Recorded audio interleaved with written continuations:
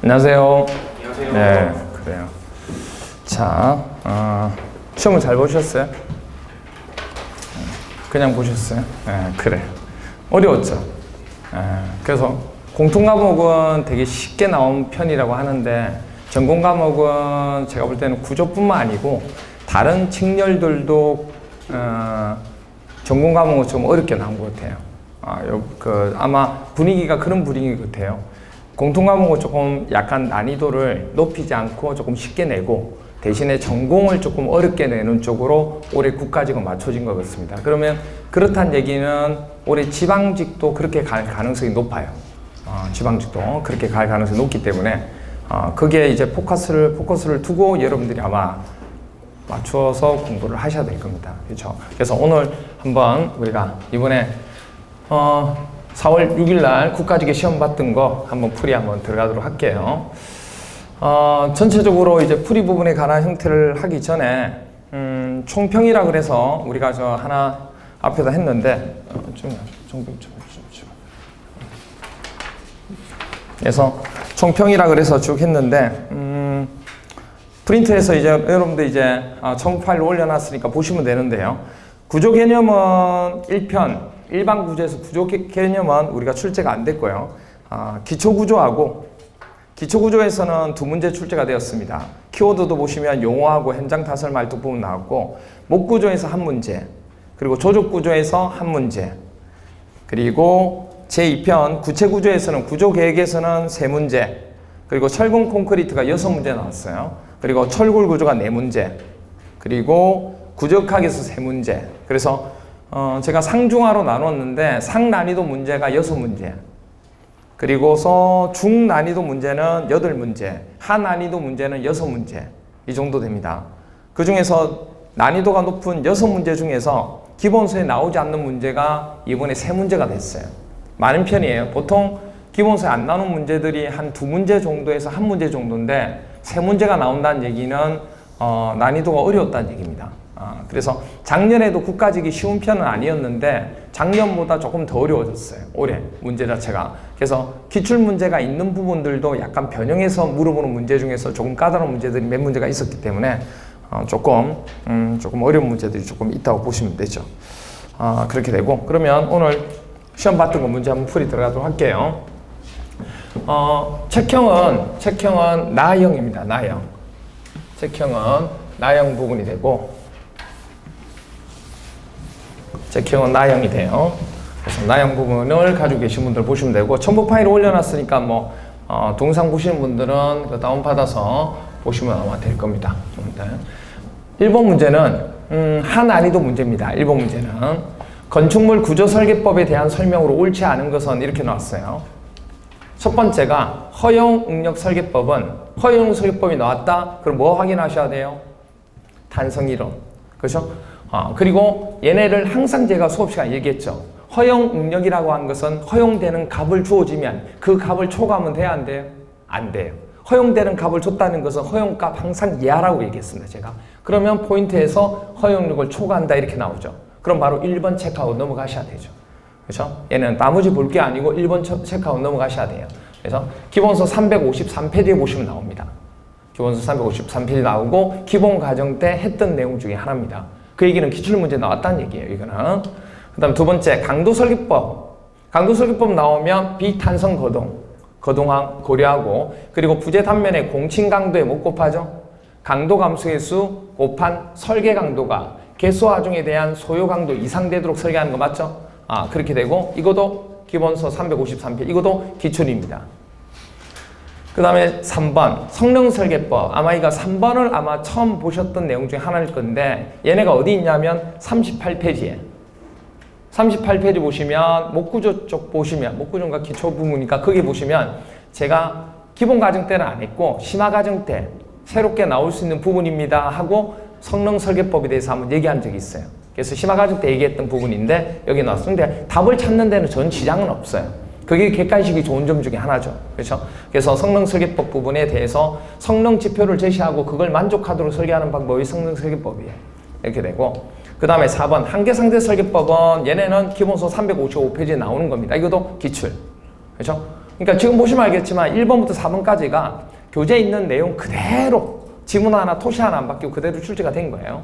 그래서 한계 상태를 명확히 정의해서 하중 및 내력의 평가에 준해서 우리가 하는 게 한계 상태 설계법이다. 이렇게 나와 있죠. 그래서 1번 문제는 그렇게 어려운 부분이 없습니다. 그렇게 보시면 되고, 그 다음에 이제 2번 문제. 2번 문제가 상난이도 문제예요. 이게 교재에 없던 내용 중에 하나입니다. 교재에 없는. 근데 제가 이 교재에 없지만은 제가 수업 시간에 한번 얘기하면서 뭐 얘기했냐면 서울시 시험 보고 난 뒤에 서울시 풀이 한번 했죠. 서울시 해설하면서 제가 이랬을 거예요. 올해 아마 유형이 나오는 유형이 이런 식으로 콘크리트에 대한 이런 실험적인 부분, 강도 실험 이런 것들에 대해서 아마 문제가 한 문제씩은 꼭 나오기 때문에 이거 제가 한번 정리 나중에 한번 하겠습니다. 이렇게 했을 거예요. 이제 실전 문풀을 가든 뭐 할 때 이거를 정리를 할 겁니다. 정리할 건데 그 부분이 출제가 되었어요.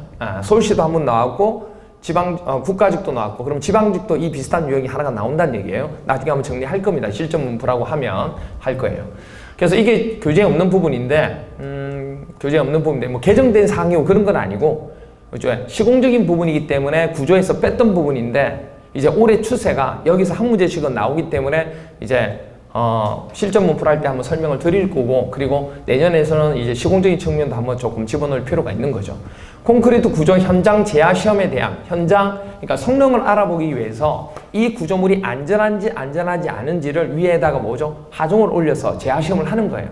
이제 판정을 하는 거죠. 그게 옳지 않은 것은 하고 나왔습니다. 첫 번째 보시면 제하할 보나, 슬라브, 수와 하중 배치는 강도가 의심스러운 구조 부재의 위험 단면에서 최대 응력과 처지임이 발생하도록 결정하면 된다 그 얘기입니다. 그러니까 우리가 안전한지 안 한지를 하려면 우리가 역학에서 최대 처짐을 배우죠. 뭐 그런 거 하는 것처럼 그렇게 해서 그 부분이 발생하도록 결정하겠다 그 얘기입니다. 그리고 제하할 시험 하중은, 그러니까 위에다 올려야 될 하중이 있겠죠. 그러면 설계상에 나와 있는 하중이 있어요 없어요? 있겠죠. 그러면 해당 구조 부분에 작용하고 있는 당연히 고정하중, 자체 무게하고 그 위에 올라가는 뭐하고? 활하중. 그거 우리 포함해서 그 설계하중이 75%가 아니고 85%입니다. 85%. 이게 숫자 가지고 장난치는 거예요. 그래서 아마 찍으신 분들은 책에 보다 보면 아마 이거 찍어서 맞춘 분도 꽤 있을 거예요. 왜냐하면 책에 보면 이 강도 그 구조 그 콘크리트 그 계산한 편에 보면 85%란 얘기가 많이 나와요. 실제로 전혀 관계없는 거예요. 그거하고 관계없는데 85%란 얘기가 많이 나와요. 그게 보고 야 85% 같은데 해서 이거 2번 찍으신 분들이 있을 거예요. 그럼 맞는 거예요. 그렇죠? 재수죠. 그렇게 돼요. 여기서 나오는 부분의 가능 형태는 뭐냐면 75%라는 얘기가 아니고 85%인데 뭐에서 85%냐? 그러면 이거는 이렇게 됩니다. 우리가 고정하중 배웠죠? 고정하중 배웠죠? 그럼 고정하중은 앞에 개수값이 얼마? 1.2D 플러스 활하중은? 그렇죠. 1.6L. 됐나요? 얘네 부분의 몇 프로? 85%. 그러니까 0.85 이 얘기입니다. 아시겠어요? 그래서 고정하중을 포함하여 설계하중의 85% 이상 또는 이렇게 하면 된다는 얘기예요. 이 말이 이 말이에요. 우사에서 이 말이 이 말이라고. 그래서 그 얘기 됩니다. 그래서 85% 이상, 즉 0.85에다가 1.2D 플러스 1.6L 이상이면 된다 그 얘기입니다. 그렇게 돼 있고, 그래서 답은 2번. 3번 실험하중은 뭐 4회 이상 균등하게 나누어 증가시켜야 된다. 그러니까 보통 보면 우리가 그 평판 제하 시험 할 때는 몇 회예요? 5단계 하잖아요. 이거 제하 시험은 좀 달라요. 여기서 얘기하는 것은 4회 이상 균등하게 보통 하도록 되어 있습니다. 그리고 측정된 최대 처짐과 잔류 처짐의 허용 규정을 만족하지 않을 때는 제하 실험을 반복해서 또 할 수가 있습니다. 이게 새롭게 나온 부분 중에 하나예요. 2번 문제 상난이도. 이런 것들은 뭐 틀리더라도 어쩔 수 없죠. 하나 틀린다고 생각하고 넘어가셔야 돼요. 그 다음 3번. 3번 문제는 하난이도 문제입니다. 이게 하난이도 문제는 절대 틀리시면 안 되는 거예요. 얘는 3번 부분인데, 건축 구조물의 각 날짜에 타선한 각 등급의 콘크리트 강도 시험용 시료를 채취하는 기준을 옳지 않은 것은 기본서 411페이지 나옵니다. 이것도 기출이에요. 얘네는 뭐 기본서 보시면 그대로 나와 있는 거고, 얘네가 하루에 1회 이상, 그리고 슬라브나 벽체 표면적이 500제곱미터마다 1회 이상, 배합이 변경된 1회 이상, 이건 출제가 되었다 기본 과제 때 설명한 겁니다. 그럼 얘네가 뭐가 틀리냐면 2번이 틀렸죠? 근데 이게 참 재미가 있는 것 중에 하나가요. 재미가 있는 게, 이게 되게 웃긴 것 중에 하나가 뭐냐면, 그러니까 뭐 어떻게 되든 답이 되는데, 이게요, 우리가 지금 여러분들 그 문제지에 보면 뭐라고 되어 있어요? 메뉴에 보면 KDS, 그러니까 코리아 디자인 부분 설계 기준이라는 얘기예요. KDS 14 기준하고 그 다음에 KDS 뭐죠? 41 기준을 따르게 된다 돼 있잖아요. 근데 되게 웃긴 게 뭐냐면 KDS 14에 보면 이 내용이 똑같이 나와요. 똑같이 나와요. 그때는 이 150이 아니고 뭐냐면 100 세제곱미터당 1회 이상 이렇게 돼 있어요. 근데 KDS 41을 보면 이 내용이 또 똑같이 나와요. 거기는 뭐가 돼 있느냐? 120 돼 있어요. 이렇게 돼 있다고요. 개정된 게 아니고 원래는 이거였는데 이게 개정된 거죠. 100으로. 아시겠어요? 그런데 이 두 개의 항목이 그대로 있다고요. 무슨 아시겠어요? 근데 솔직히 이렇기 때문에 시험 문제는 150 나오기 때문에 틀렸죠. 어쨌든 이게 논란이 있는 부분 중에 하나예요. 그래서 이게 나올 때는 앞에다가 KDS 41이든 KDS 14든 명시를 해야 되는데, 이 KDS 41은 뭐냐면 건물 있죠. 건물에 적용할 때 이걸 쓰는 거고, 이 위에 있는 건 뭐냐면 건축이나 토목에서 콘크리트라는 전반적인 얘기를 할 때 이걸 쓰는 거예요. 이 기준이 그래서 좀 달라요. 아시겠죠? 그래서 여러분들이 이걸 볼 때는 어차피 시험 문제는 이게 나오고 이게 나오진 않고 이것처럼 150으로 나올 거예요. 근데 어차피 국가직에 나왔기 때문에 올해 나올 가능성이 거의 없는데 기본적으로 아셔야 할 거는 이게 원래는 120이었는데 이 콘크리트 부분이 이거 120인데 100으로 이렇게 되어 있습니다. 그래서 이게 두 가지가 있다는 걸 기억해 주셔야 돼요. 그래서 건물에 적용할 때는 얼마? 120. 건물에 적용할 때는 120. 그 다음 건물이 적용이 아니고 일반적으로 콘크리트 실험을 통해서 해나갈 때는 100. 근데 여기서 뭐죠? 건축 구조물에서 이렇게 했죠. 그러면 이거는 뭘로 봐야 돼요? 120으로 보셔야 돼요. 아시겠어요? 그렇게 되는 겁니다. 근데 이것도 하루빨리 통일을 해야 돼요. 이건 통일을 해야 돼요. 이거 말 자체가 안 되는 거예요. 어쨌든 그렇게 됩니다. 그래서 답은 2번이 되죠. 이거 틀리시면 안 돼요. 그 다음에 4번. 중난이도 문제입니다. 4번은 중난이도 문제인데, 이것도 기본서 하면서 했던 것 중에 하나입니다. 조족조 기준 압축 강도 확인에 대한 설명 옳지 않은 것은, 이게 뭐냐면 조족조 프리즘 있죠. 우리 공시체 개념이 되는 거죠. 그거에 대한 설명이에요. 첫 번째. 얘네 부분도 기본서 부분에서 우리가 얘기하는 부분 중에 하나인데, 기본서 나중에 나오겠죠. 207페이지에 나오는 내용 중에 하나입니다. 기본서 207페이지에. 이것도 제가 책에 없어서 기본 가정하면서 제가 옆에다가 적어 드렸을 거예요. 시공 전의 규정에 따라서 몇 개? 5개 프리즘. 지방직 시험 올 때 이게 나왔었거든요. 그래서 제가 체크했던 것 중에 하나고요. 그 다음에 구조 설계에 규정된 허용력이 2분의 1을 적용한 경우 시공 중 시험을 반드시 한다. 여러분들, 구조 설계에 규정된 허용값의 반 정도밖에 안 되면 굳이 실험할 필요가 있다 없다? 없다. 그래서 시공 중 시험을 반드시 시행하는 게 아니고 시험할 필요치 않다. 시험할 필요가 없다. 그 얘기입니다. 이게 답은 2번이 되죠. 시험 문제 출제가 된 거예요. 틀리시면 안 돼요. 이거도. 3번. 구조 설계에 규정된 허용력을 모두 적용한 경우 벽면적 500제곱미터당 몇 개예요? 샘플? 3개. 프리즘을 규정에 따라 제작과 실험한다. 똑같습니다. 이것도. 기시공된 조족조. 이거는 뭐 빠져있지만은, 책에 빠져있지만은 똑같은 내용이에요. 기시공된 조족제 프리즘 시험도 벽면적 얼마? 500제곱미터당 품질을 확인하지 않은 부분에서 재령 28이 지난 3개의 프리즘을 제치합니다. 똑같습니다. 그래서 얘네 기본서 207페이지 보시면 나오고, 기본 이론 하면서 설명을 드렸던 내용 중 하나입니다. 틀리시면 안 되는 거예요. 이것도.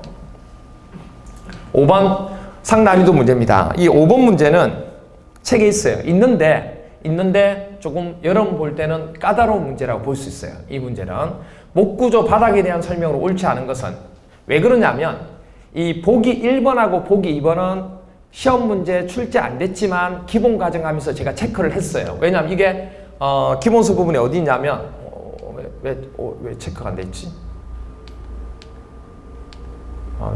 136페이지.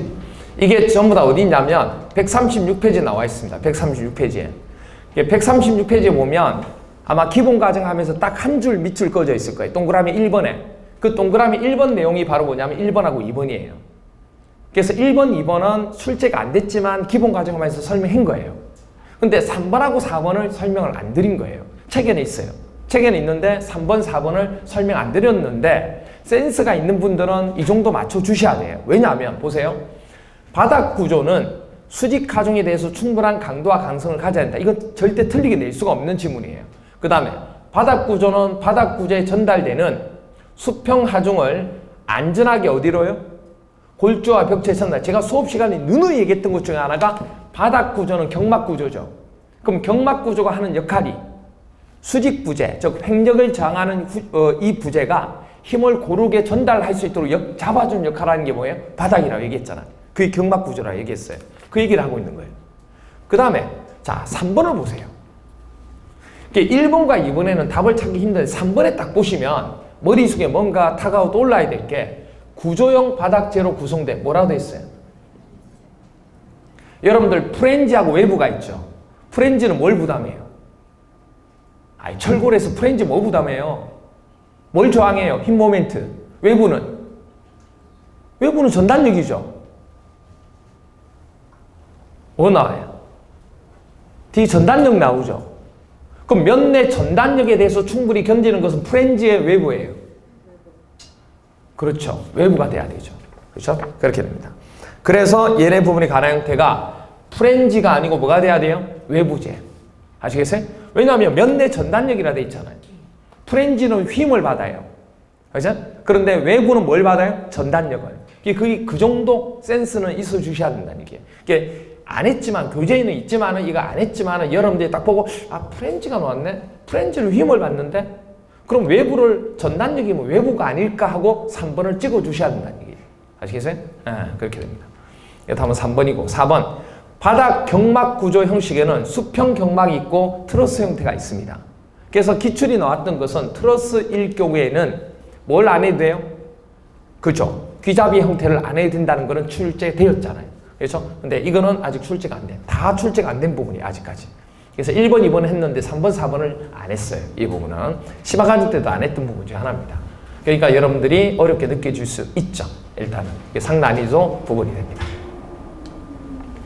그래서 기본서 136페이지에 나옵니다. 교재에 있는 부분이에요. 자, 그 다음 6번 문제. 6번 문제는 중난이도 문제인데 여러분들이 아마 갑자기 뭐가 나오냐면 보통 모멘트 골조 나오니까 헷갈려 하는데 우리가 일반적으로 배우는 거 있죠. 뭐 철근 간격 배우고 구조 압축제 배우잖아요. 그 구조가 바로 뭐냐면 보통 모멘트 골조예요. 무슨 말이세요? 특수 모멘트나 그 다음 뭐죠? 특수 모멘트나 중간 모멘트 있죠. 그런 거는 뒤에서 내진 구조에서 배우는 거예요. 그럼 우리가 앞에서 배우는 건 뭐다? 보통 모멘트 골조예요. 그 말을 안 붙였을 뿐이지. 근데 갑자기 보통 모멘트 나오니까 얼어서 그러는데 얼 필요가 없어요. 압축을 받는 철근 콘크리트 기둥의 띠철근에 대한 설명은 옳지 않은 겁니다. 띠철근 설명이에요. 얘네 부분 기본서 있어요. 이거 시험제 나왔던 겁니다. 이거 기출이에요. 모든 모서리 축반항 철근은 몇 도? 135도 이하로 구분인 띠철근 모서리에 의해서 횡진돼야 한다. 476페이지에 나옵니다. 기출이에요. 그 다음에 뭐 이거 틀리시면 안 되죠. 그렇죠? 띠철근의 수직 간격은 축반항 철근 지름이 몇 배? 16배. 띠철근이야 철선 지름에는 48배. 그리고 기둥 단면 최소치수 이하로 하는 거 맞죠? 이거 중에 무슨 값? 최소값, 작은 값. 이것도 기본서 475페이지. 다 기출입니다. 이렇게 돼요. 그 다음에 3번. 안 잘려요? 괜찮아요? 예. D35 이상의 축반항 철. 이거 기억나세요? 표에 있잖아요. 표에. 주근에 따라서 띠철근이 달라지죠. 주근 지름이 D10이 되려면 주근 지름이 얼마? D?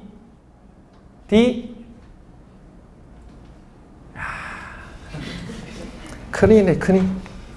D 얼마? 32. D32 이하와 D35 이하자 두 가지가 있잖아요. 그렇죠?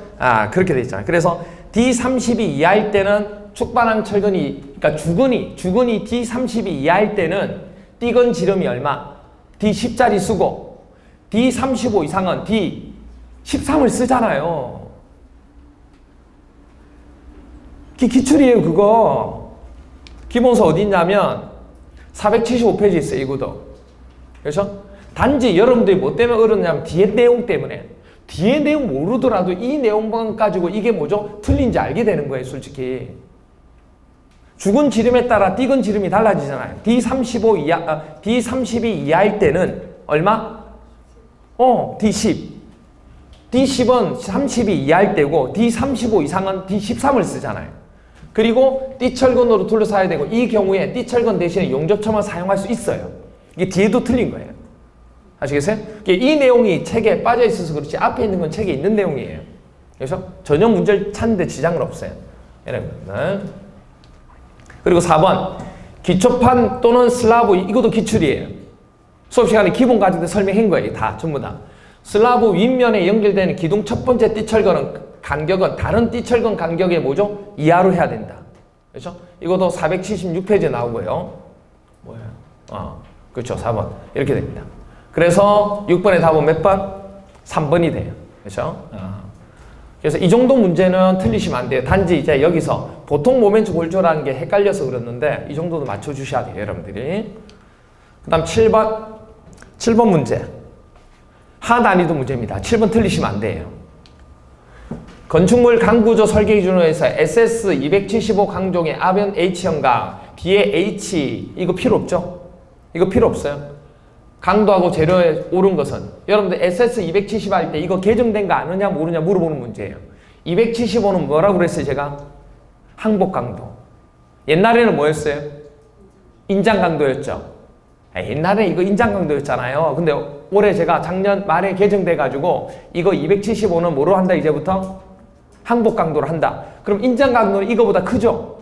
그러니까 자 보세요. 이렇게 나왔어요.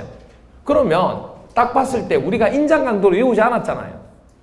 몰라요. 인장 강도는 얼마인지 모르는데 항복 강도는 275란 거 알고 있죠. 근데 265면 아니잖아요. 그리고 또 하나 탄성 개수가 20만 5천이죠. 옛날 규정이죠. 그러니까 옛날 규정을 바뀐 걸 아느냐 모르냐 물어본 거예요. 20만 5천이 아니고 얼마예요? 21만이죠. 그렇죠? 20만 5천 아니잖아요. 개정 대신 21만. 그 다음에 전단 탄성 개수도 이거 제가 개정됐다고 얘기해 줬죠. 수업 시간에. 7만 9천이 아니고 8만 1천. 그러니까 그 개정된 거 아느냐 모르느냐 물어보는 문제예요. 수업 시간에 기본 과정 하면서 이거 다 뜯어 고쳐 드렸던 부분 중에 하나입니다. 물론 올해 기본서가 다 바뀌어 있는 거고 바뀌어 있으면서 제가 수업 시간 뭐라 했냐면 원래 이거였는데 이걸로 바뀌었습니다. 원래 이건데 이거 바뀌었습니다. 얘기까지 했어요. 기본 과정 때. 그렇죠? 그렇게 됩니다.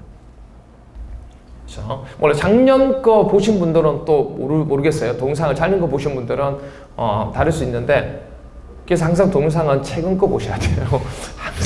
항상 얘기하는 것이지만 그렇게 돼요.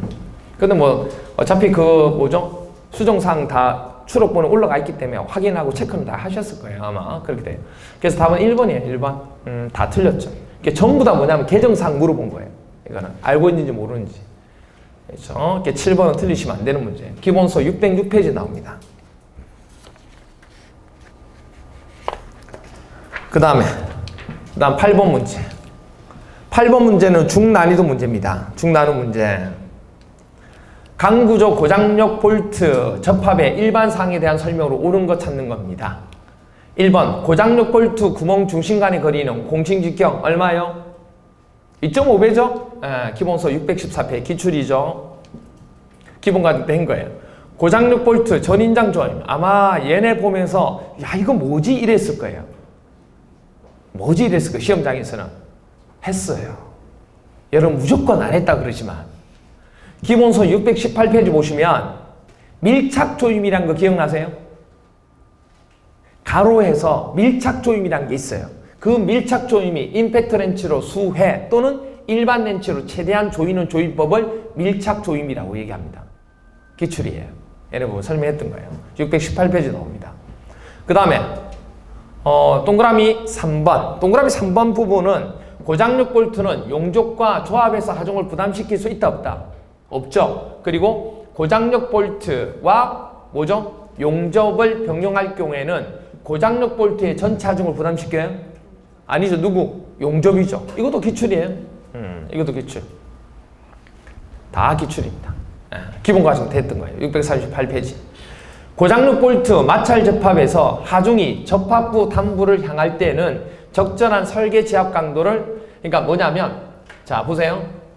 하중이 접합부의 단부 쪽이라고 하는 것은, 접합부 단부는 끝부분을 얘기하는 거예요.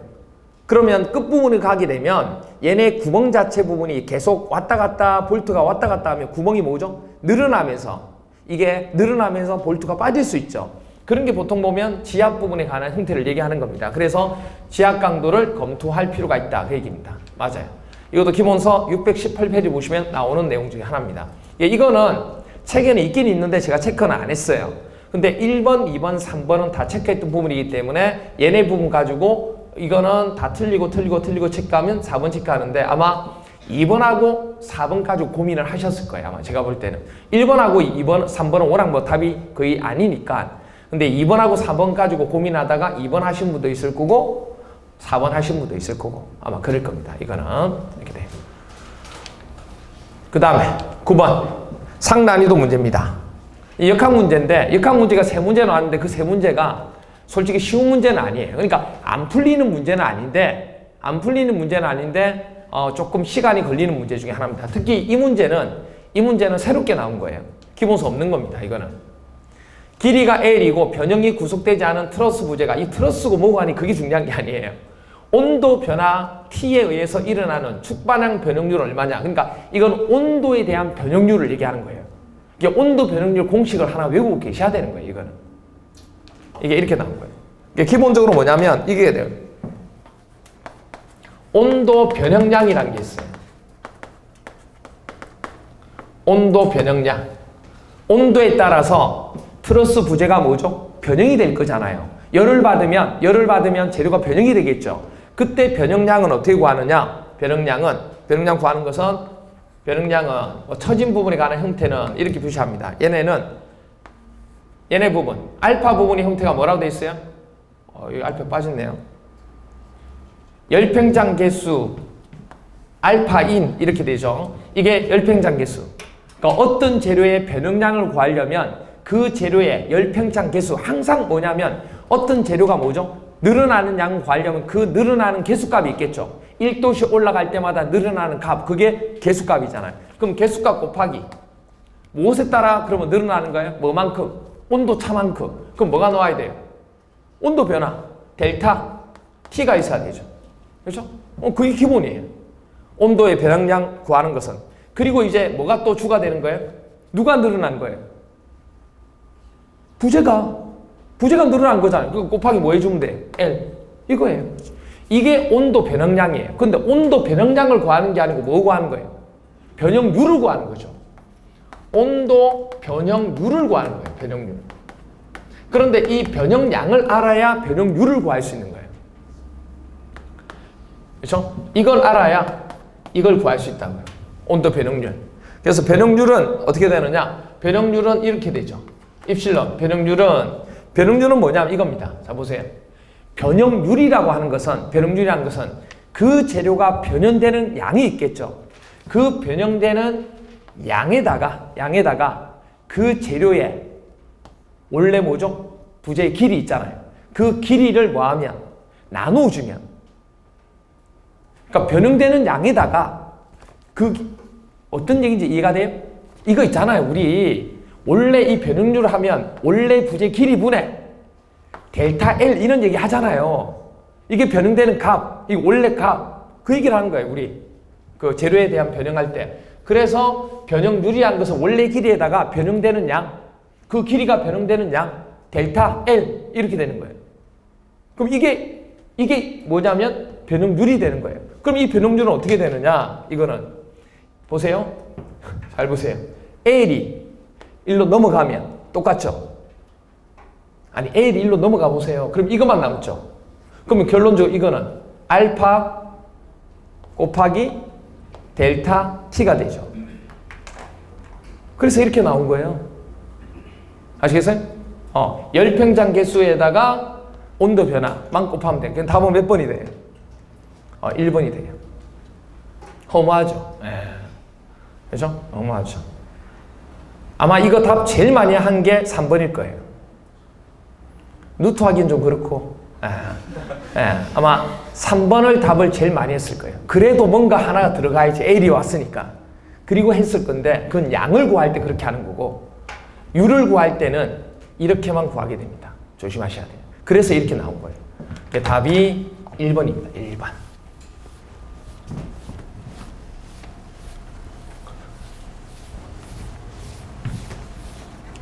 그래서 9번 어려운 문제입니다. 9번 틀리는 거야. 어쩔 수 없어요. 10번. 10번 문제. 10번 문제예요. 중난이도 문제입니다. 왜 중난이도를 했냐면 이거는 출제가 되었던 문제 중에 하나예요. 이거는 출제가 문제 13년도 지방직 구급 문제 출제가 되었어요. 그래서 이게 기본서 어디냐면 기본서에 있는 건 아니고 문제편에 있어요. 문제편에. 기본서 있는 거 역학편이 있죠. 역학은 3권으로 돼 있죠. 3-148페이지 보시면 13년도에 나왔던 문제가 있어요. 이런 문제가 있습니다. 근데 그때 나왔던 문제는 뭐냐면 여기가 EI로 똑같았어요. 뭐만 바뀐 거예요? EI 이것만 바뀐 거예요. 그리고 또 뭐냐면 이게 2분의 L, 2분의 L이었는데 LL로 바뀐 거밖에 없어요. 나머지 똑같아요. 아시겠어요? 그러니까 공식 쓰는 건 똑같은 거예요. 그걸 한번 풀어보신 분들은 얘네를 풀었을 건데 풀더라도 뭐죠? 손이 떨려가지고 풀었겠어요? 시간이 없어 죽겠는데 이러면서 손이 막 떨려가지고 막 이러면 안 되는 손을 막 잡고 있는데 떨리죠? 이렇게 돼요. 그래서 얘네 보면 구하는데 이건 어떻게 되냐면 이렇게 된다고 그랬죠? 구하는 방식 중에 하나가 제가 수업 시간에 설명드렸던 것 중에 하나가 그래서 보통 실전 문풀 하게 되면 분명히 이런 문제는 제가 한 번씩 풀거든요. 근데 국가직 구급에 나왔어요. 지방제 나올 가능성이 거의 없어요. 중요한 거 그렇게 되면. 그래서 물 건너갔다 이렇게 보시면 돼요. 이렇게 했는데 다른 유형이 나오겠죠 이제. 그럼 이렇게 나오면 지금 뭘 구하는 게 아니에요? B를 구하는 게 아니고 뭘 구하는 거예요? 그렇죠. 자유다인 C의 처짐을 구하는 거예요. B를 구하면 고민할 게 있어요, 없어요? 없어요. B는 캔틸레버 할 때 B 구하는 처짐만 구하면 돼요. 근데 지금 뭐냐면 C를 구하는 거예요. 그러면 이게 처짐을 가하면 부재가 이렇게 휘어지죠. 이렇게 휘어지죠.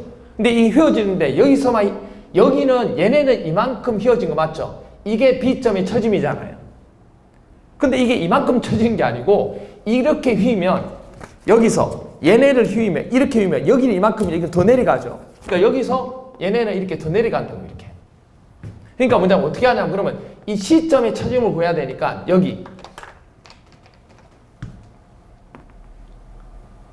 여기까지는 B점이 처짐이 되는 거예요. 아시겠어요?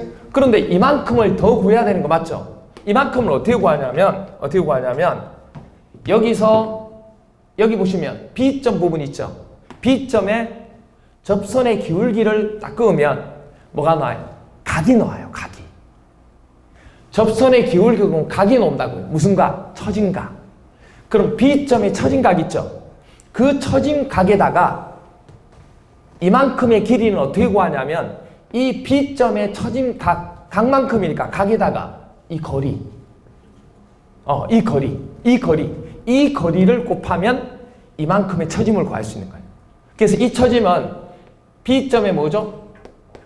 처짐각에다가 곱하기 뭐 해라? 부재 길이 L을 하면 되는 거예요.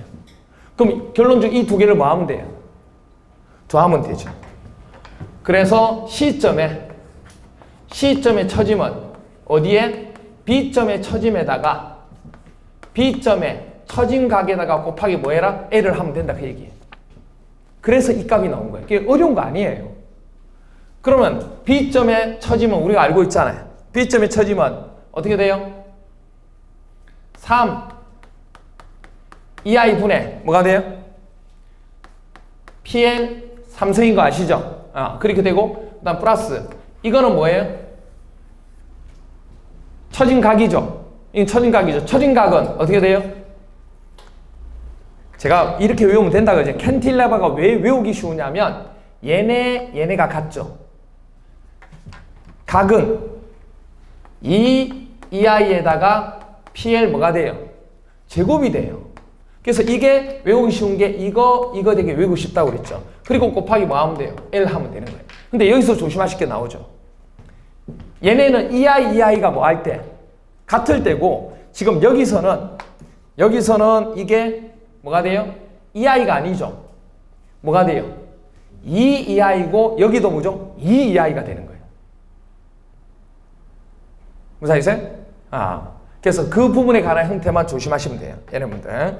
그래서 그것만 조금 조심하시면 돼요. 왜냐하면 B점 부분에 관한 형태니까 B점에 대한 처짐은 2이하이잖아요.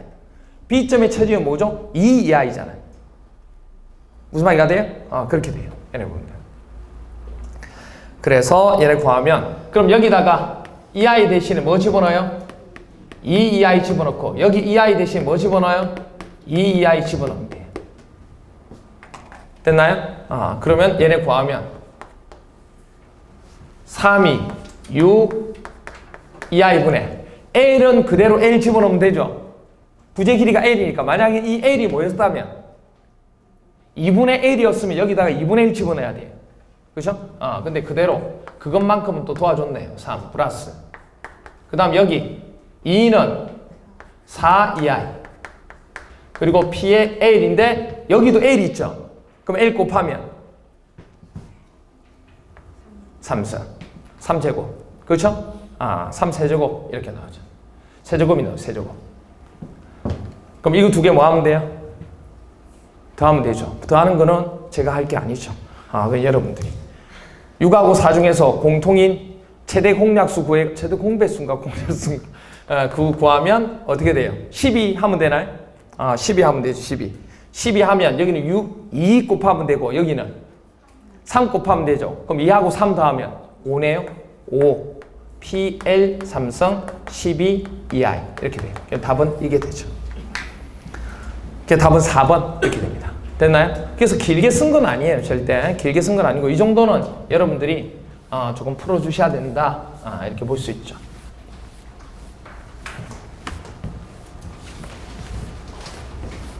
솔씨는 뭐 나올 수가 있겠죠. 솔씨는 지방적으로 나올 가능성이 크지 않아요. 근데 솔씨는 나올 수 있죠. 다르기 때문에 부처가 틀리기 때문에 나오게 됩니다. 답은 이렇게 됩니다. 그렇죠? 11번 점수 주는 겁니다. 힘들었다. 10번 푼다고 힘들었다 해서 11번 점수 주는 거예요. 11번 틀리시면 안 돼요. 이것도 기출이에요. 그렇죠? 597페이지 보시면 나옵니다. 항복점 이상의 응력을 받는 금속 재료가 소송 변형을 일으켜서 파괴되지 않고 변형을 계속하는 성질을 뭐라 불러요? 그렇죠? 연성 이렇게 돼요. 설마 치성 안 하겠죠? 이렇게 돼요. 이렇게 됩니다. 됐죠? 뭐 기본이죠. 그래서 얘네는 그렇게 되고 그 다음에 12번 한안리도입니다. 이것도 틀리시면 안 돼요. 등가 정적 해석법이 쉽게 나온 거죠. 보통 내진 부분이 어렵게 나오는데 쉽게 나왔어요. 등가 정적 해석법에 대한 내진 설계에서 그래서 지금 내진 설계 기준 자체가 지금 개정이 되고 있는 상태. 그러니까 개정된 게 아니고 개정안이 올라간 거예요. 개정안이 공포가 된 거예요. 그래서 이렇게 하는데 아직 통과한 게 아니고 고시된 게 아니에요. 지금 아시겠어요? 시행된 게 아니라고요. 시행이 되면 우리 시험에 들어가는 거예요. 근데 아직 시행된 게 아니에요. 지금 공포만 한 상태고 이렇게 할 겁니다 하고 공청회하고 그 다음 설명하고 이렇게 있는 거예요. 물론 그게 그대로 반영될 거예요. 되는데 아직 시행은 안 됐다고요. 시행이 안 됐다는 얘기는 뭐냐면 그래서 지금 보시면 알겠지만 국가적으로 반영이 안 된 거예요. 이게 당연히 안 되죠. 아직 그게 뭐죠? 기준에 들어가지 않았기 때문에. 공포는 돼서 이렇게 바뀔 거라는 것은 다 알려져 있지만 그래서 국토교통부에도 뭐죠? 국토교통부도 올라가 있는 상태예요. 지금 올라가 있어 이렇게 할 겁니다 하고 안 올라가 있는 거예요. 개정된 게 아니고 그래서 크게 신경 안 쓰셔도 돼요. 그 부분 많이 바뀌었어요.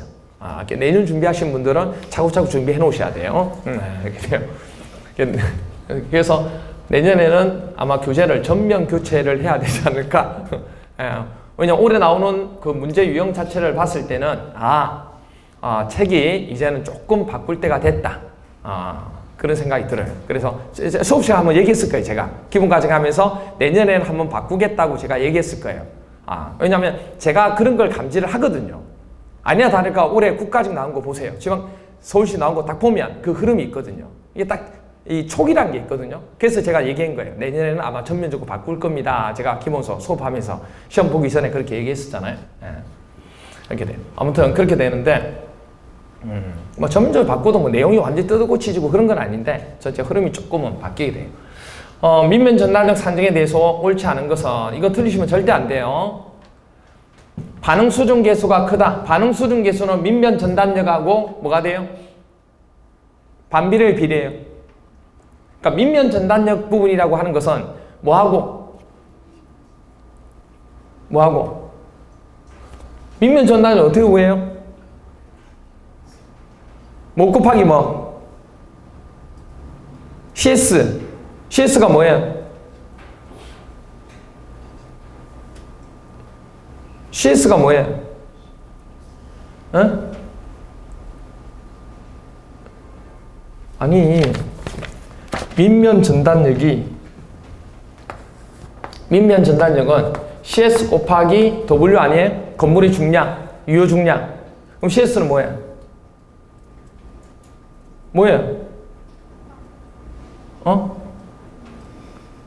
CS 뭐예요?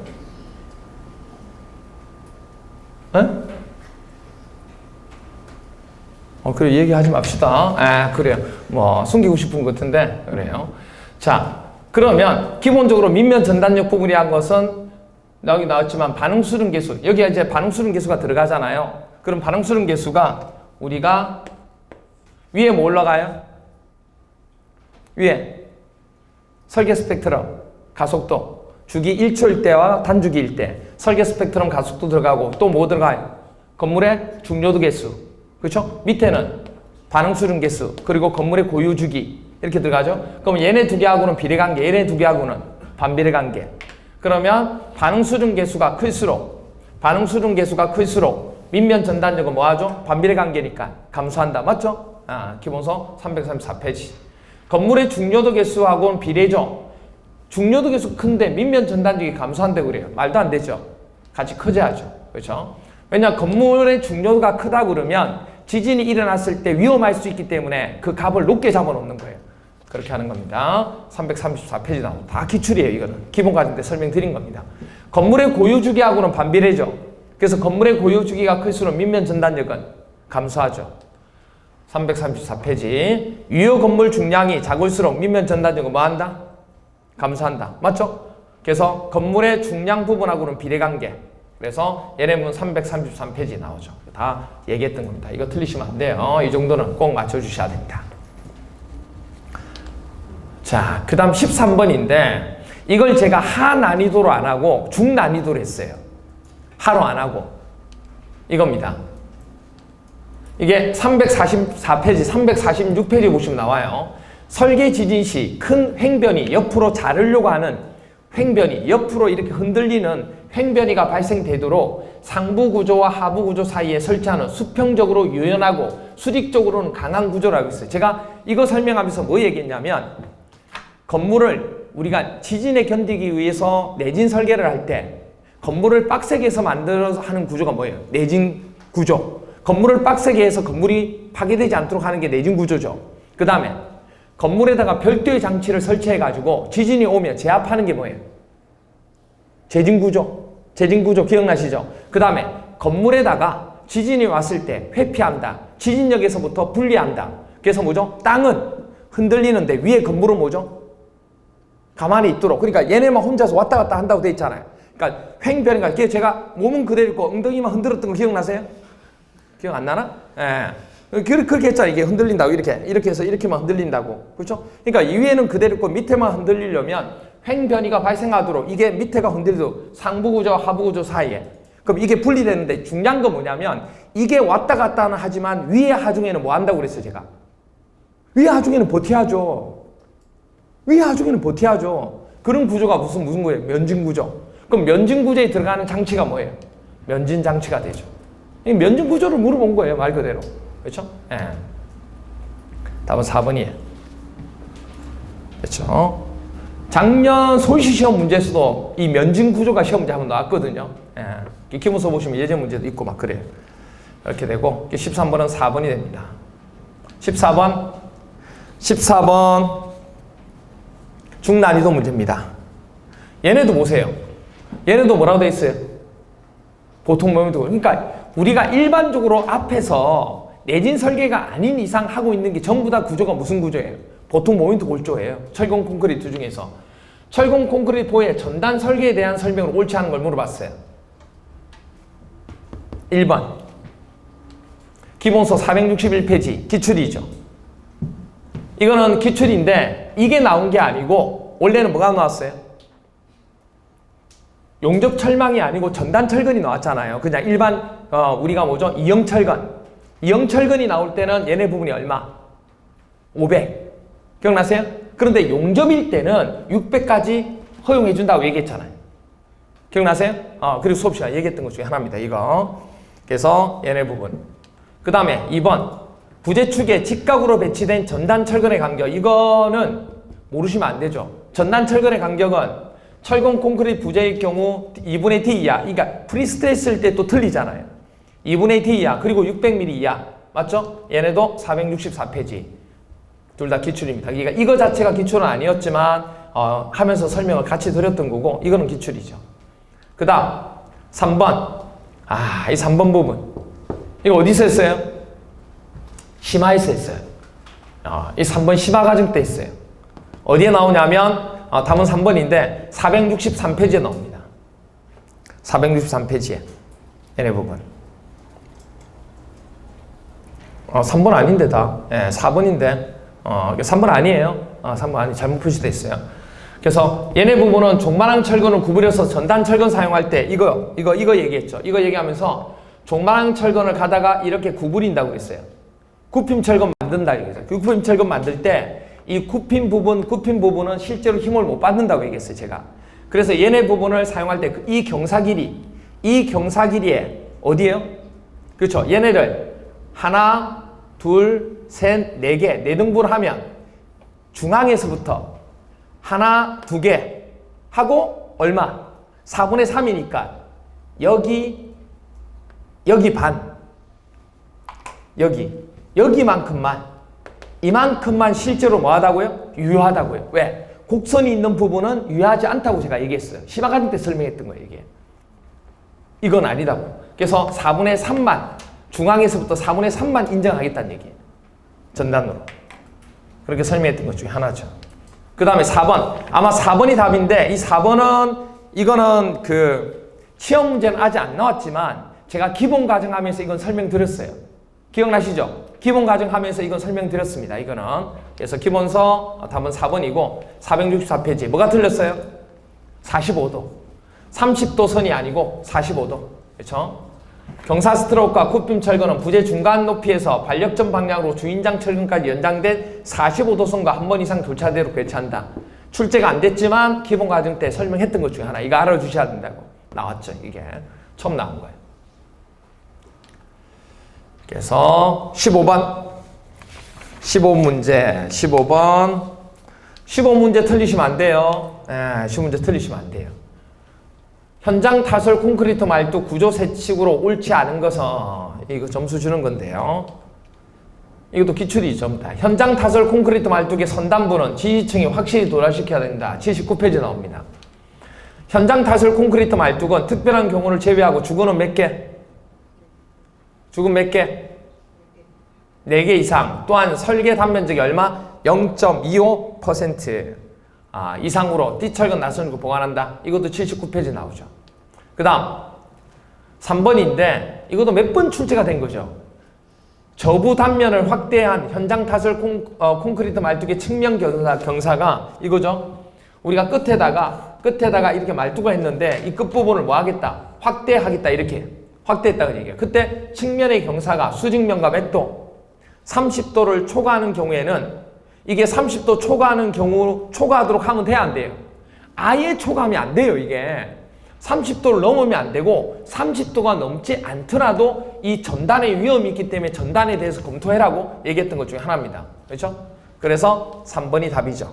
그래서 얘네는 30도 초과가 아니고 30도 이하, 30도 이하로 할 경우 이렇게 되는 거죠. 79페이지 나옵니다. 이것도 30도 이하로 할 경우 전단력에 대해 검토하도록 되어 있습니다. 초과는 아예 하면 안 되는 거예요. 4번도 88페이지 나오죠. 현장 타설 콘크리트 말뚝을 배치할 때 그 중심 간격은 말뚝머리 지름의 2배 이상, 또한 말뚝머리 지름이 얼마죠? 1000을 더한 값 이상으로 합니다. 그렇죠? 이 정도 맞춰주셔야 됩니다. 5번의 답은 3번, 15번의 답은 3번, 16번 상난이도 문제입니다. 얘네는 좀 까다로운 문제인데 이것도 마찬가지. 그래서 제가 항상 얘기하는 게 뭐냐면, 제가 여러분 보고 기본 과정이나 심화 과정 할 때 왜 자꾸 제가 이해를 시키고 머릿속으로 생각하고 상상하게 만드냐면, 이런 문제가 나왔을 때, 물론 이게 심화 과정 하면서 제가 얘기했던 거예요. 작년 18년도 국가직 7급에 이 집중 하중, 그러니까 외부하고 프렌지 부분이 있으면 거기에 집중 하중이 작용했을 때 구하는 게 하나 시험 문제 나왔거든요. 그래서 그 부분에 대해서 제가 설명 한번 했는데, 9급 하시는 분들도 이 정도가 나왔을 때 생각하는 버릇을 그리셔야 돼요. 675페이지 나오는데 보세요. 왜냐하면 프렌지와 외부에 대해서 잘 보세요. 강구조 H형 단면 부재에서 프렌지에 수직으로 부재가 이렇게 있는데, 자 이렇게 돼 있다고요. 이렇게 있는데, 이렇게 돼 있으면 지금 뭐라는 얘기냐면 프렌지에 뭐라고요? 수직으로, 프렌지의 수직으로 작용한다고요. 프렌지의 수직이며 외부에 대해서 대칭인 집중 하중을 받는다, 그 얘기예요. 그렇죠? 그때 프렌지나 외부에 대해서 검토할 항목이 아닌 것은, 그러면 이렇게 가는 것은 부재가 뭐가 되는 거? 휨제죠. 부재가 휘음을 받잖아요, 지금. 그렇잖아요. 휘음을 받게 되는 거예요. 그런데 여기 보시면 뭐 나와요, 갑자기? 블록 전단 강도는 기본 분풀할 때도, 그러니까 테마 정리할 때도 제가 아마 정리했을 거예요. 이 블록 전단 강도라는 것은 어디에만 나온다고 그랬어요? 인장재 설계할 때 총단면이 항복한 게, 유효 단면이 뭐죠? 파단한 게, 그리고 뭐죠? 블록 전단 파단. 그러니까 이거는 잡아당길 때, 인장일 때 나오는 거예요. 이거하고 전혀 상관이 없는 거예요. 그러면 그걸 가지고, 센서를 가지고 딱 발휘해서 이거는 블록 전단은 인장일 때 발생하는데 이렇게 집중하중 작용할 때 하는 게 아닌데, 이렇게 생각해내셔야 된다는 얘기예요. 집중하중이 작용하면 당연히 국부작을 나올 거고, 프렌지 외부, 또 외부 부분에 이 부분이 집중되면 이렇게 자굴되는 부분이 집중적으로 생기는 게 외부 크리플링이라고 얘기해요. 그렇죠? 그런 부분까지 같이 나오게 되는 거죠. 그래서 블록 전단 강도는 전혀 필요가 없는 거예요, 이거하고. 그 정도 부분을 우리는 센스를 좀 키워주셔야 된다, 그 얘기입니다. 그게 자꾸 여러분 보고 수업 시간에 생각하는 연습을 한 게 바로 이런 거예요. 외우지 않고 새로운 문제가 나왔을 때 답을 찾는 방식, 이렇게 돼요. 여러분들. 그래서 16번도 조금 어려운 문제로 봤지만은 이 정도는 좀 풀어주셔야 된다, 이렇게 되는 거죠. 뭐예요?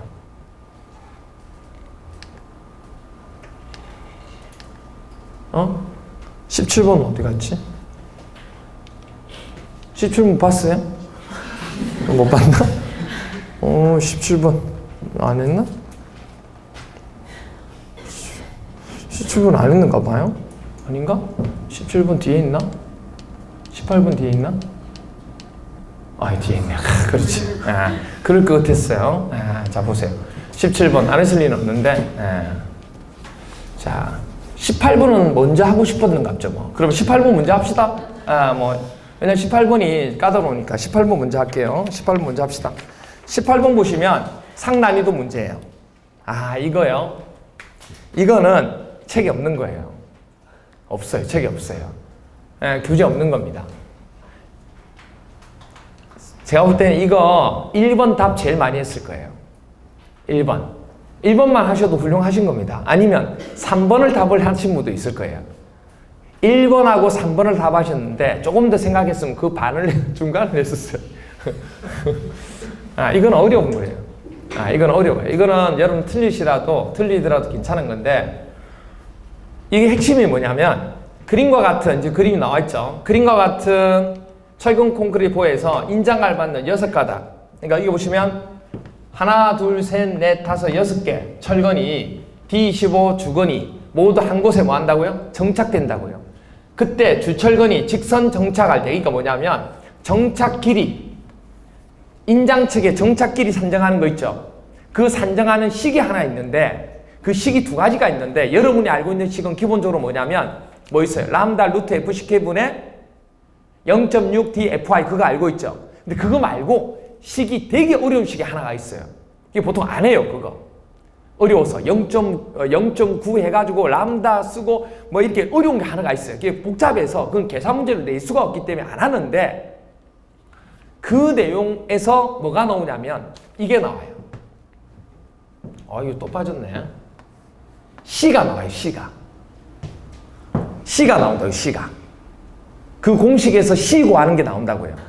C가 뭐냐면 철근 간격 또는 피복 두께에 관련된 치수를 C라고 합니다. 그래서 정착 길이 구할 때 우리가 뭐 알파도 있고 베타도 있고 뭐 여러 가지 있잖아요. 그렇게 있는 것처럼 여기 C를 가지고 적용해서 쓰게 돼요. 그럼 C는 어떻게 구하느냐?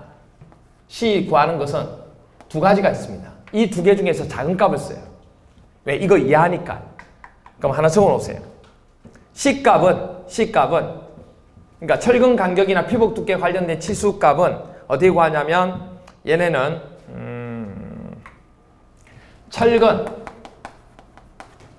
철근이나 철선인데 철근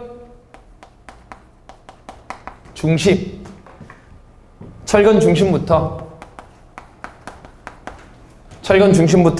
콘크리트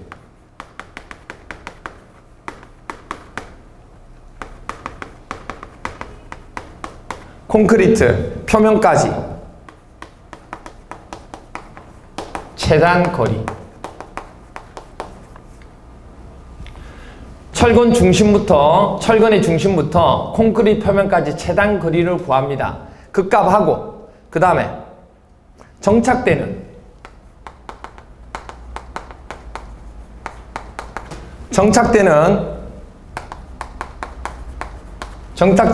철근의 중심간 거리의 2분의 1 이하. 이거 이하 이렇게 됩니다. 이렇게 돼요. 그러면 이하니까 두 개 중에 무슨 값? 작은 값. 이거 둘 중에서 작은 값을 합니다.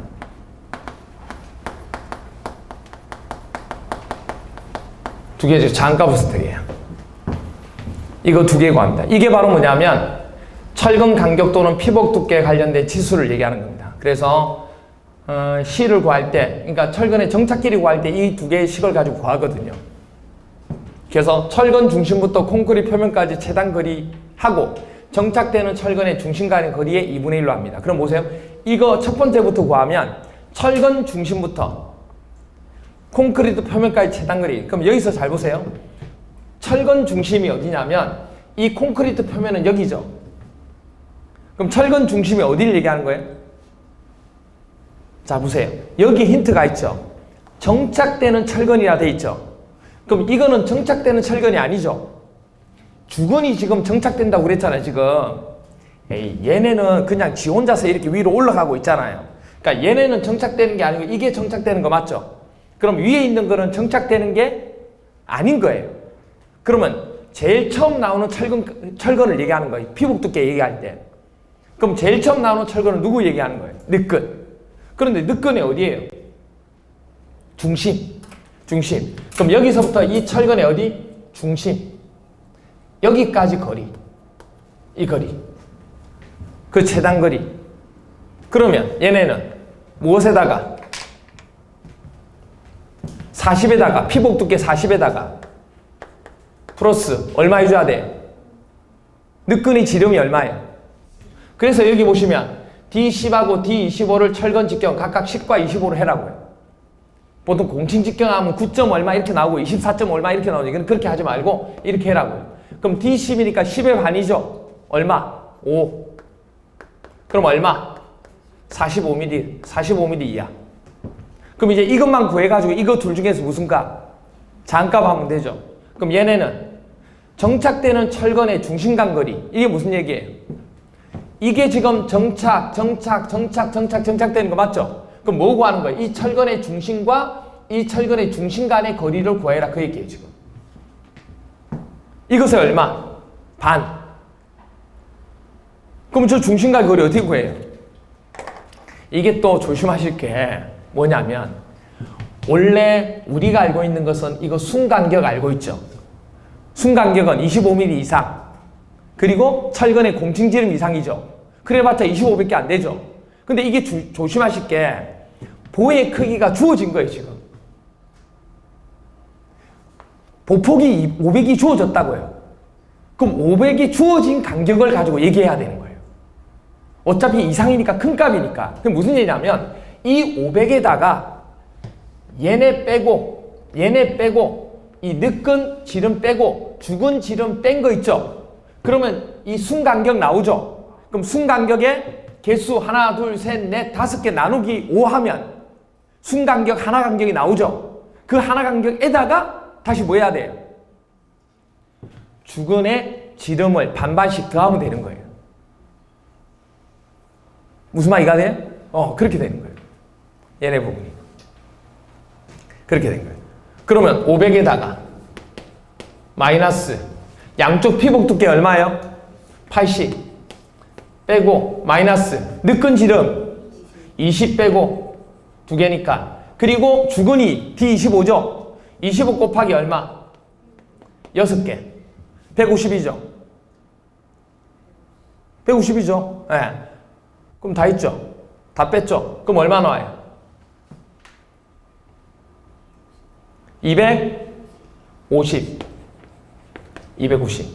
그럼 여기서 얘네 순간격은 몇 개예요?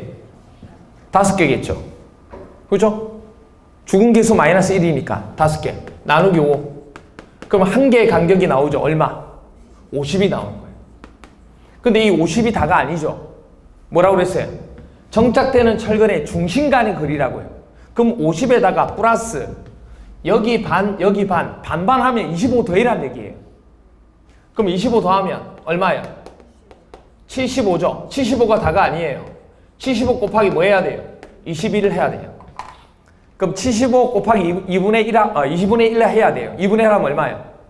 37.5가 나오는 거예요. 두 개 중에 무슨 값? 안 푸는 게 더 낫죠? 그래서 이런 건 오히려 모르는 게 더 낫죠? 그렇잖아요. 그러니까 이런 건 오히려 모르는 게 여러분들 나은 거예요. 몰랐던 게 천만다행이었어요. 알아서 보세요. 손댔겠죠? 모르는 게 다행이에요. 찍는 게 더 낫죠? 어차피 틀리는 거. 그렇죠? 찍는 게 홀라요. 다행인 거예요. 이런 건. 그래서 오히려 알면 독이 되는 것들이 많아요. 계산 문제가 그래요. 몰랐기 때문에 여러분들 시간을 줄일 수 있던 거예요. 그래서 둘 중에서 무슨 값? 작은 값. 그래서 답은 얼마? 37.5가 되는 거예요. 그래서 37.5가 되는 겁니다. 이 답은 2번이 되는 거죠. 이렇게 돼요.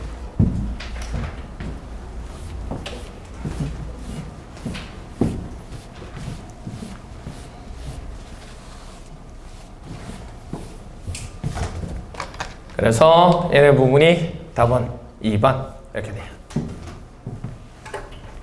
자, 그 다음에 17번 17번 중난이도 문제인데요. 기초구조 및 집안에 대한 설명으로 옳은 것은 1번 두 개의 기둥으로부터 응력을 하나의 기초판을 통해 집안 또는 지적에 전달토록 하는 기초는 뭐죠? 뭐죠? 복합기초죠. 그렇죠? 이건 기출이죠. 73페이지 나옵니다. 2번 구조물을 지지할 수 있는 집안의 최대 저항력은 집안의 허용 지지력이다. 자, 여러분 보세요. 이건 처음 나온 거예요. 네. 제가 한번 잘 생각해 보세요. 제가 왜 기본과정 할 때, 기본과정 할 때 집안에 대해서 처음에 뭐 했냐면 극한 지지력 먼저 했죠.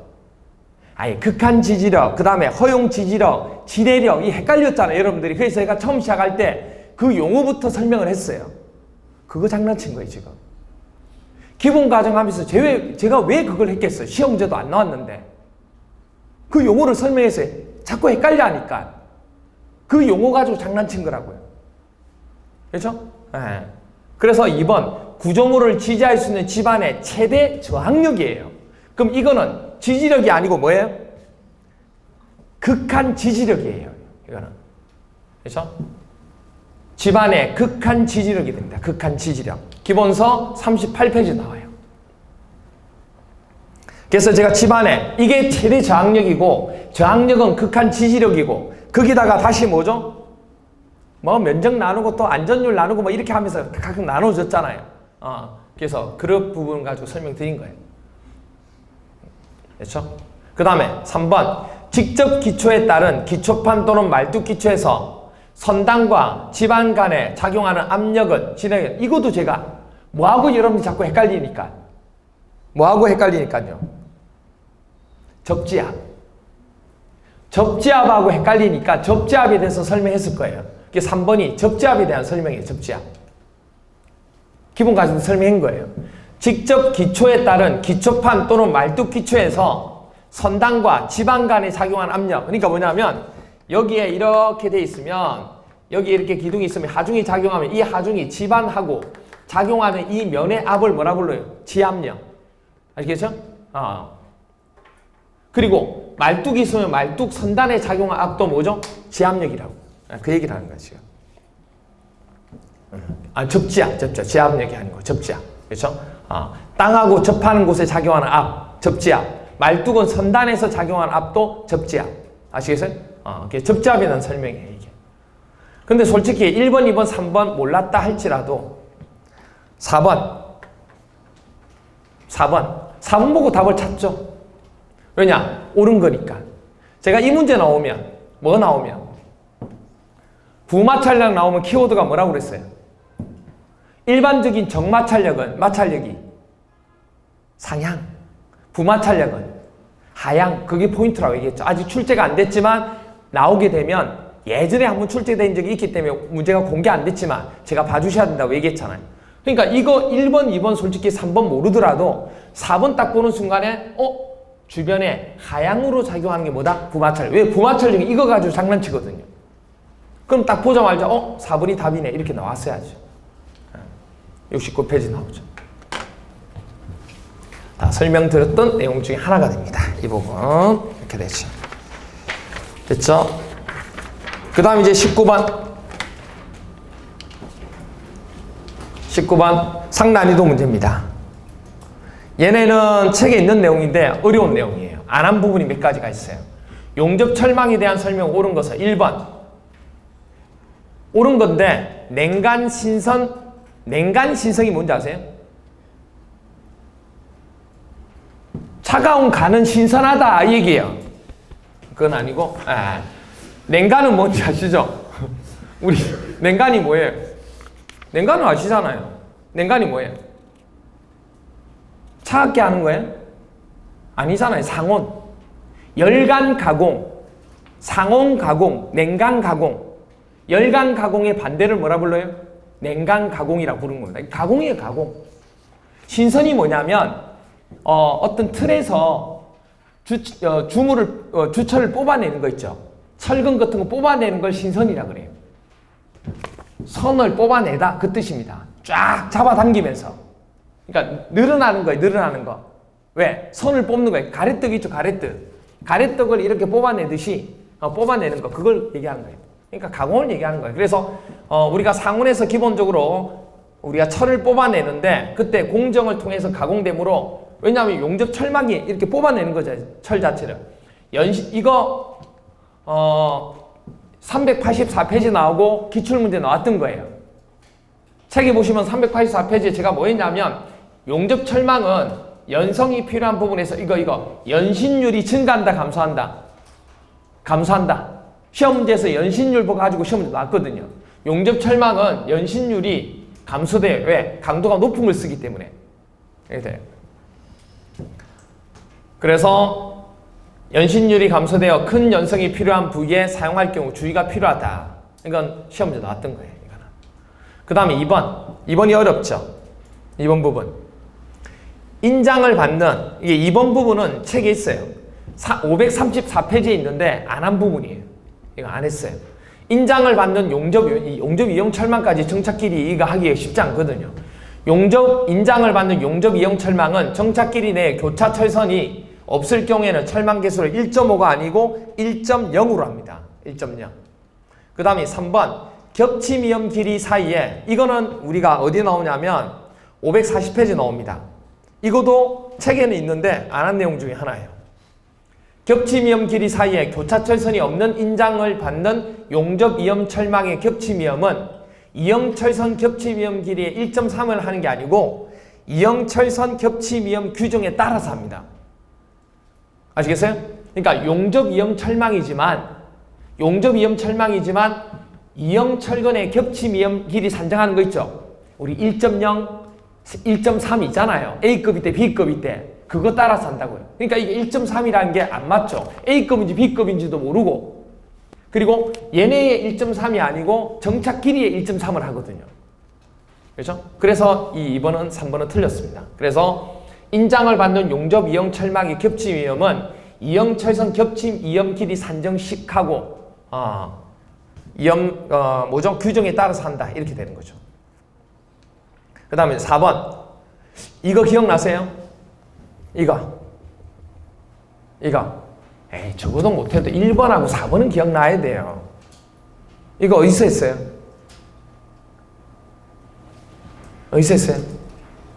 단어 어디서 했어요? 그러면 단어 한 단어가 나와야 돼요. 뭐 할 때?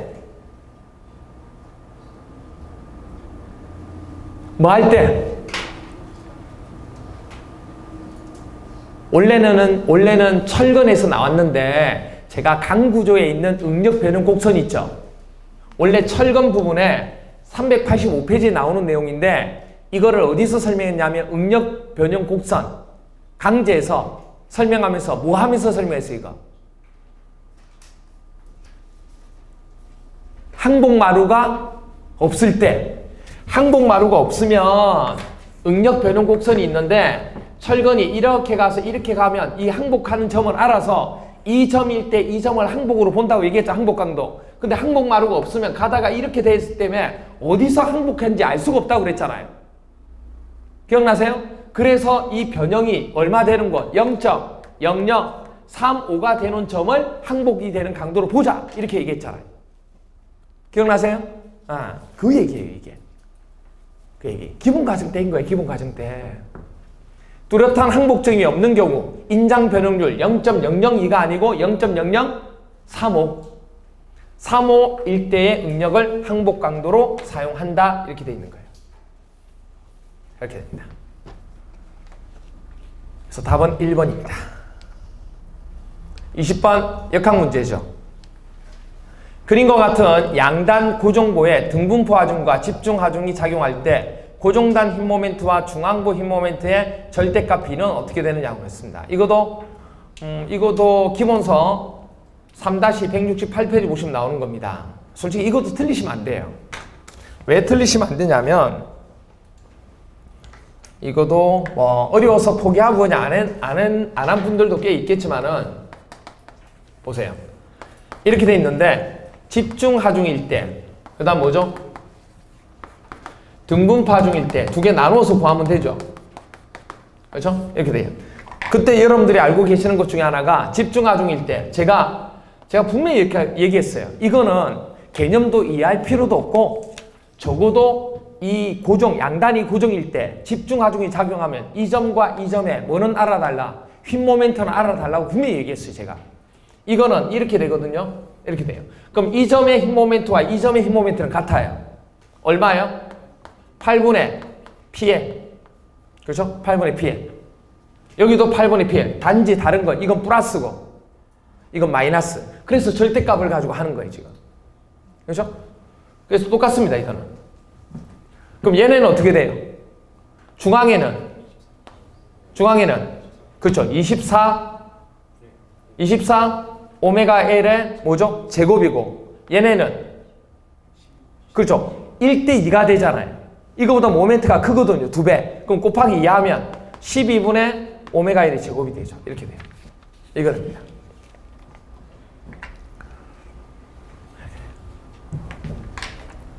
그러면 이 점이 무슨 점이에요? C점. 이 점이 A점. 이 점이 B점이죠. 그러면 뭐 하면 되냐면 A점과 B점은 같죠? 그럼 A점과 C점을 비교하면 되죠? 그렇잖아요. 그럼 A점, 이 점과 이 점의 모멘트 더하고 이 점과 이 점의 모멘트 더하면 되죠? 먼저 A점의 모멘트 더하면 8분의 PL인데 여기서 뭐라 하냐면 P가 얼마였어요? P가 2분의 오메가 L이라고 돼 있잖아요, 지금. 그러면 2분의 오메가 L 집어넣으면 얼마예요? 여기 집어넣으면 8이 16분의 오메가 L 제곱이 되는 거 맞죠?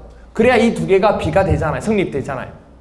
그렇죠? 됐나요? 오케이. 그러면 이제 이거하고 이거하고 더할게요. 그럼 이거하고 자 16분의 오메가 L 제곱에 플러스 어느 점? A점의 모멘트입니다.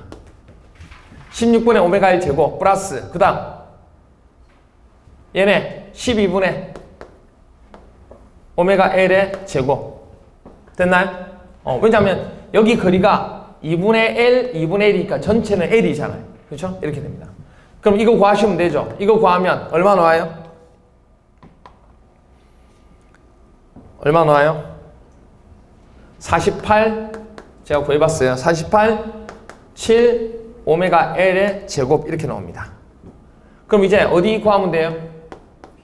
이건 A하고 B하고 똑같은 거니까 그렇죠? 그럼 C만 구하면 되죠. C는 똑같이 16분의 오메가 L의 제곱이고 여기만 틀리죠?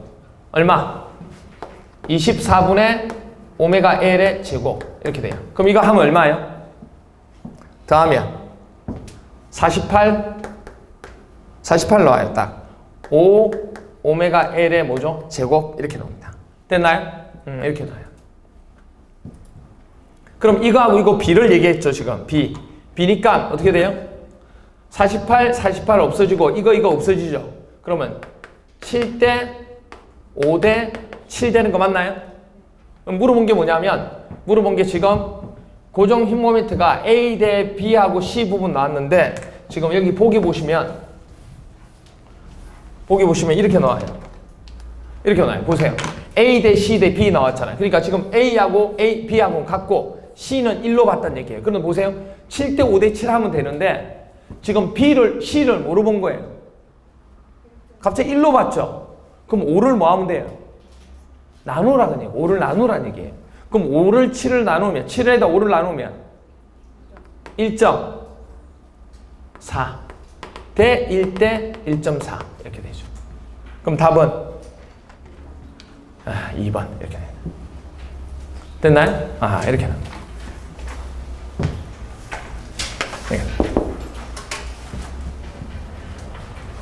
역학 문제도 시간이 조금 걸리는 문제긴 한데 그렇게 많이 어려운 문제는 아닙니다. 아까 얘기했던 거 하나, 온도 변화 부분, 온도 변응률, 그건 이제 약간 좀 까다로운 문제 중에 하나죠. 그렇죠? 이렇게 돼요. 그렇죠? 그래서 우리가 올해 시험 봤던 거 며칠 전에 봤던 6일날 시험 봤던 거 한번 풀이를 했는데 제가 볼 때는 앞으로 지방직 부분은 그러니까 이렇게 판단하셔야 돼요. 지금 서울시 상반기 시험 보고 지금 국가직 9급 시험을 봤잖아요. 그럼 여러분들 결정을 하셔야 돼요. 서울시하고 지방직 두 개를 다 볼 수 있는 자격이 되는 사람들은 거의 다 되죠. 서울시가 제2의 국가직이니까 접수를 다 했겠죠. 다 하면 고민을 해보셔야 돼요. 내가 국가직에 나왔던 점수하고 전공 점수하고 서울시에 나왔던 전공 점수를 비교해 봤을 때 어느 쪽이 높는지를 보셔야 돼요. 국가직이 더 높다. 그러면 지방직이 점수가 더 높을 가능성이 커요. 아시겠어요? 근데 서울시가 점수가 낮다. 그럼 오히려 서울시보다는 뭐죠? 국가직하고 비슷한 지방직을 보는 게 낫고 그게 아니고 내가 서울시가 점수가 더 좋았다. 전공을 얘기하는 거예요, 지금. 전공을 얘기하는 거예요. 그래서 서울시보다는 서울시가 더 점수가 높았다. 그러면 서울시를 보는 게 맞죠. 무슨? 근데 비슷하다. 그럼 많이 뽑는 데를 보는 게 맞죠. 비슷하다. 둘 다 과락이다. 그럼 내년을 준비하셔야 되고요. 그렇게 해야 되고, 제가 항상 얘기하지만, 과락이 나오면 내년에 하면 또 과락은 면할 수 있습니다. 그러니까 그렇게 되고. 그래서 뭐 이 정도 문제가 과락 나올 문제는 아니고, 근데 이제 공무원처럼 공무원 공부하듯이 공부를 안 하고 기사 공부를 하듯이 기사 공부를 하고 난 뒤에 공무원 시험 보시는 분들은 이런 것 문제가 나오면 과락 나올 수도 있죠. 왜냐 기사 공부하고 공무원 시험은 완전히 다릅니다. 근데 아직까지도 착각을 하시는 분들이 많아요. 내가 자격증이 있으니까 공무원 공부를 안 하고 기사 공부하는 것 가지고 하면 충분히 붙겠지 생각하는데, 그렇게 해서 반 이상이 과락이 나와요. 아직도 그런 분들이 되게 많습니다. 여러분 그런 사람이 있을까 생각하지만 의외로 많아요. 그렇게 돼요. 그래서 그런 부분도 있고, 그렇게 되니까 좀 잘 생각을 하셔가지고 여러분들이 서울시하고 올해 아무래도 서울시도 되게 많이 뽑고 지방도 많이 뽑으니까 잘 생각해 보시면 될 겁니다. 지역에 인원 배치하고 오는 것도 생각해서, 아시겠죠? 그래서 아무튼 그렇게 되고, 뭐 올해 20문제 정도 나왔는데 이 문제에 대해서는 뭐 틀린 문제는 없습니다. 그래서 뭐 이의신청해야 될 것까지는 없고 그대로 봐주시면 될 것 같아요. 그렇죠? 그래서 하여튼 시험 보다 고생 많이 하셨고, 이거 가지고 아까도 얘기했지만은 지방직은 거의 비슷하게 나올 거고, 그 다음에 조금 더 난이도가 어려우면 어려웠지 쉽지는 않을 겁니다. 지방직이. 그러면 좀 점수가 안 나오고 조금 힘들다 하신 분들은 기본 이론 과정 다시 한 번 더 다지든지 아니면 심화 과정 가지고 한 번 정도 정리를 해 두셔야 될 겁니다. 아시겠죠? 그렇게 봐주시고, 그리고 역학도 어차피 3문제 정도밖에 안 나오기 때문에 뭐 버리는 게 가능하다 생각하면 어차피 계산 문제 푸는데 시간 오래 걸린다면 버리는 것도 하나의 방법이에요. 그렇죠? 그렇게 하시고, 아니면 역학 문제 중에 제가 다 버리지 말고 몇 가지만 해라고 그랬잖아요. 이런 거 수치 외우는 거, 이런 것들은 충분히 외워도 되거든요. 그런 것들만 하셔도 충분히 가능합니다. 아시죠? 처진각 구하고 이런 것들은 수치만 외우시면 돼요. 솔직히. 아시겠죠? 그래서 거기까지 해서 오늘 마무리 하도록 하겠습니다. 아시겠죠? 오케이. 수고했습니다.